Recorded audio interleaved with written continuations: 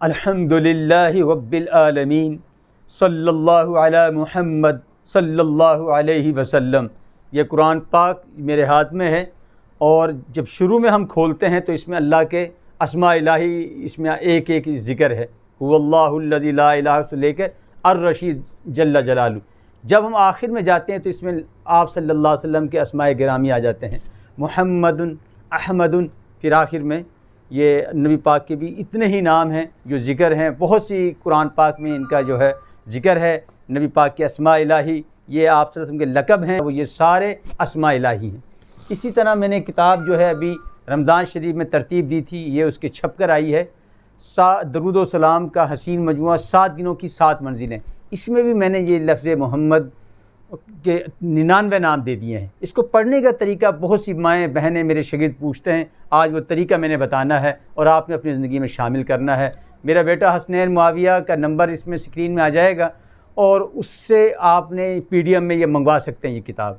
अब इसका तरीक़ाकार क्या है पढ़ने का, आपने यूँ पढ़ना है। देखें, मोहम्मद का जब लफ्ज़ आता है तो आपने कहना सय्यिदुना मोहम्मद, आखिर में कहना सल्लल्लाहु अलैहि वसल्लम, सय्यिदुना अहमद सल्लल्लाहु अलैहि वसल्म, सय्यिदुना हामिद सल्लल्लाहु अलैहि वसल्लम।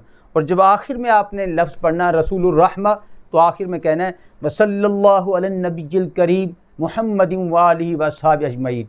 अब जब कुरान की तिलावत क्या करें, इन अस्मा इलाही को हफ्ते में एक मरतबा देख कर नबी पाक के शुरू में सय्यिदना, आखिर में सल्लल्लाहु अलैहि वसल्लम कहते जाएँ। 100 नामों के साथ 100 मरतबा दरूद पाक आ जाएगा। इसका सबसे बड़ा फ़ायदा ये होगा कि अल्लाह के हबीब के बहुत से नाम आपको ज़बानी याद हो जाएंगे। जब आपसे ख़ानदान में कोई पूछा करे कि बच्चा पैदा हुआ नाम रखना है, नबी पाक सल्लल्लाहु अलैहि वसल्लम के अस्मा मोहम्मद में से कोई नाम आप उसको बता दिया करें तो आपको सवाब मिलेगा। तो आप अपनी कुरान पाक की जब तिलावत करें तो अल्लाह के अस्मा इलाही को भी एक दफ़ा पढ़ लें, नबी पाक सल्लल्लाहु अलैहि वसल्लम के अस्मा इलाही को, सय्यदना मोहम्मद का लफ्ज़, आखिर में सल्लल्लाहु अलैहि वसल्लम का लफ्ज़ लगाकर इसको ज़िंदगी में शामिल करें।